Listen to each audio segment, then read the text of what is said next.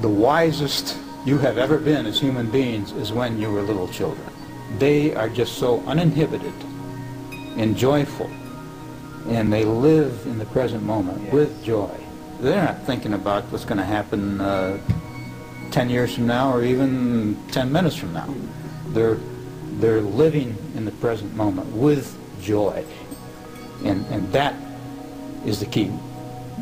You have a conflict going on now between the limited human and the souled being. The soul doesn't really necessarily care about all of the human whinings. None of it matters. It doesn't matter if you didn't pay your rent. It doesn't matter if you were a multimillionaire. None of it matters. Those are things of concern to the human aspect only. What the soul cares about, and what your spirit cares about, is consciousness, which means awareness. Your soul and your spirit cares about the joy of being. The joy of being, in other words, experiencing what is in front of you to experience. The soul would rather have a bad experience for you than no experience at all. You see, those humans who try to run from experiencing things and doing things and creating things, they're really frustrating their own soul.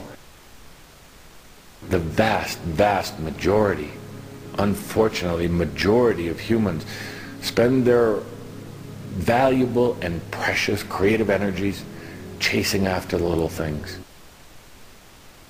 Understand that as the changes begin, there's an evolution of energy. It is a cleaning house, getting rid of the old to make way for the new you.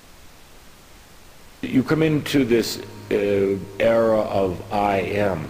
It is also discovering that this God that humans have been seeking for the last 10,000 years doesn't exist out in heaven somewhere, isn't hidden somewhere. It is right here. It has always been there.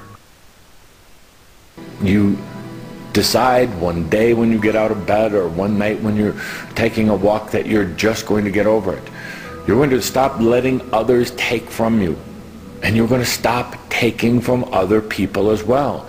You're going to be whole and sovereign. And it is truly that simple.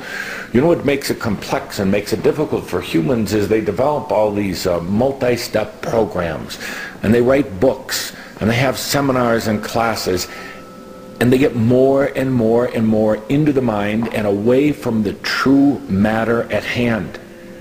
You are an angelic being. You are God also. Get over all the rest of it. Human beings want to compartmentalize everything. They want to know the steps of ascension. They want to know itemization by itemization, what things they must do in order to please God. Never understanding that if they are pieces of God themselves, that there is a switch inside that is all ready to go. That switch, known very well in spirituality all over the planet, is the one that gives you permission for the epiphany, for the enlightenment to begin to pour in, for answers. It is slow, and you must unlearn what you have taught, but it is true. Any human can. There's only one question that you should ask. It's the fast track, as they say, to spirituality. It is the fast track, as they say, to getting whatever it is that you have come for. Human being who would be watching this now, whatever is before you and whatever challenges are there, the fast track to all of that is to get into a meditative state with pure intent and say to God, to Spirit, I love you. I know you are there. Show me what it is I need to know. And don't expect an answer to fall upon you in a physical way, but instead expect that you have connected to what seems to be the chaos of the system of the universe, connected in such a way that the synchronicity will begin to appear in your lives like little open doors here and there to guide you to the places that will answer the questions that you would have had otherwise.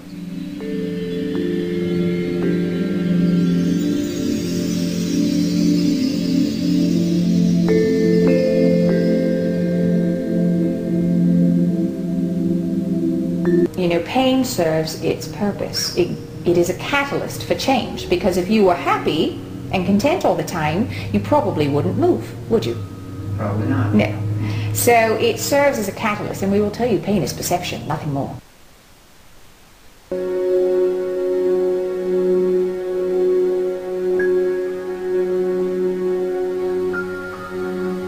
When you come to Earth and you embody yourself in this thing called biology, your physical body, you tend to lose the remembrance of who you truly are.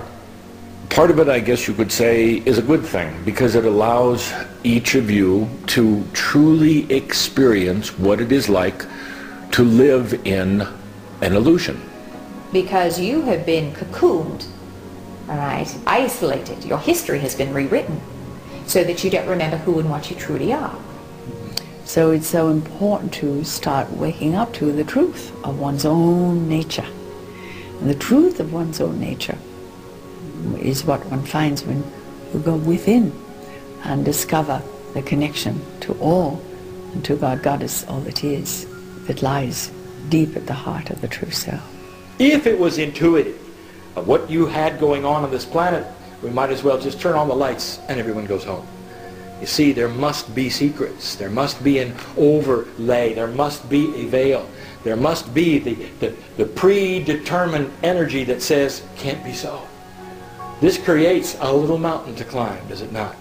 Those who are watching this now, be aware that this is part of the mountain to climb. For it has to do with your belief, what you've been told, as opposed to what you feel. Why are so many humans afraid of death? Well, that goes back to conditioning as well. That you are disconnected from source energy. So if you're disconnected, then you don't remember what's going on. All right, and that was part of the game. It's just the way the game was set up. But there are more and more of you who are awakening and remembering that you are immortal beings.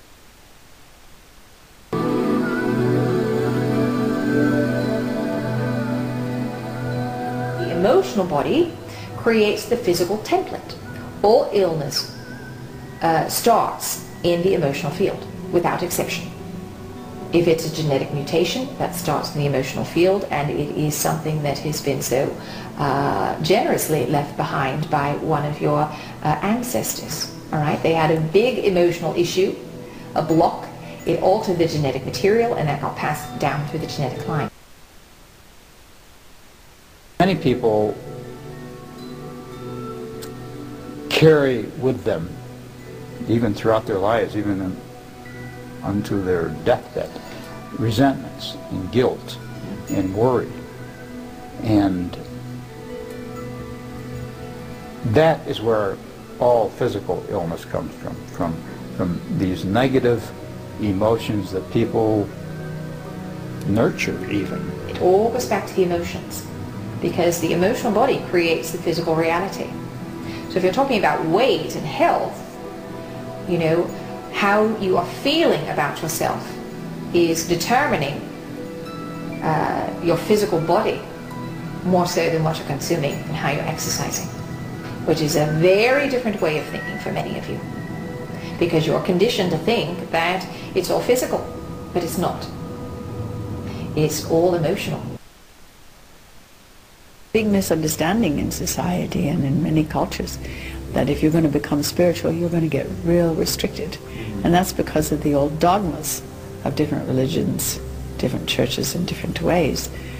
But spirituality itself is not at all restricting in one's way of experiencing life. The true hunger for knowing one's own divine nature, for experiencing one's own divine nature, that true hunger can lead you into great discovery and great freedom, great freedom. Find good in the world around them, to look for it, deliberately look for it, not just to stumble over it accidentally, but to look for the good, first of all in themselves, to be appreciative for this gift of life that they have in these human bodies. Each of you standing alone is and fully consciously aligned with your higher self is far more powerful than many millions who are living in fear or doubt or anger. One person. Each of you standing alone is and fully consciously aligned with your higher self is far more powerful than many millions who are living in fear or doubt or anger. One person.